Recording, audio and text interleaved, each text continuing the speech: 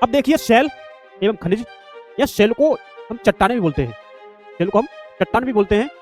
तो सेल एवं खनिज इनके बारे में जान लेते हैं। पृथ्वी की परपटी अनेक प्रकार के सेलों से बनी है। पृथ्वी की परपटी है वो अनेक प्रकार के सेलों से बनी है। पृथ्वी की परपटी बनाने वाले खनिज पदार्थ के किसी भी प्राकृतिक पिंड को सेल कहते हैं।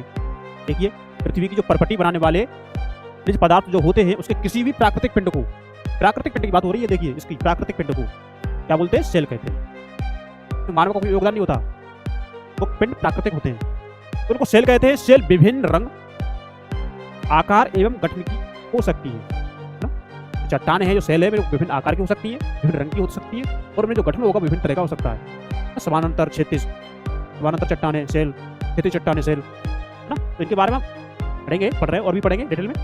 देखिए मुख्य रूप से सेल 3 प्रकार की होती हैं। मुख्य रूप से सेल कितनी 3 तरह की होती है। देखिए आग्नेय, जिसको हम इग्नियस बोलते हैं। आग्नेय क्या बोलते हैं? आग्नेय को हम इग्नियस बोलते हैं, है ना।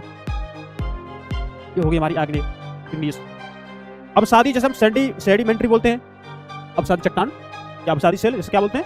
सेडिमेंट्री। अब तीसरी जो होती है हमारी कायांतरित, जिसे हम मेटामॉर्फिक बोलते हैं। मेटामॉर्फिक सेल कहते हैं कायांतरित को। देख लीजिए ये इंपॉर्टेंट चीजें हैं इनको। और ये सेल है, चट्टान है, इनको आप लिख लीजिए। आपकी आग्नेय हो गई, आपकी अवसादी हो गई सेडिमेंट्री, आपकी कायांतरित हो गई।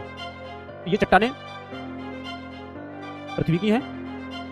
अब जैसे देखिए, जैसे पृथ्वी के अंदर से जैसे लावा बाहर निकलता है ज्वालामुखी की क्रिया के माध्यम से, जब लावा बाहर निकलता है तो क्या होता है? वो लावा पृथ्वी के पृष्ठ पर आता है, वो ठंडा होता है, तो वो आपका आग्नेय चट्टान का निर्माण करती है। वही लावा का वो कठोर भाग हो जाएगा उसका, वो आग्नेय चट्टान बन जाएगा, सेल बन जाएगा। अब जब उसका सूर्य का प्रकाश पड़ेगा, उसमें क्रैक पड़ेगी, फिर सिकुड़न होगा, उसका फैलाव सिकुड़न, प्रसार सिकुड़न होगा। ऐसे करके क्या होता है? वो अवसाद चट्टानें क्रैक हो जाती, टूट जाती हैं। जब वो टूट जाती है तो टूट करके क्या होता है? जैसे हवा चल रही है या वहां से कोई नदी बह रही है, उसके माध्यम से एक स्थान से लुढ़कते लुढ़कते उनके कण छोटे होते जाते हैं, और छोटे होते होते एक जगह से दूसरी जगह वो जम जाते हैं, निक्षिप्त हो जाते हैं। वो बन जाता है हमारी वहां पर क्या? अवसादी सेडिमेंट्री सेल बन जाती है वहां पर।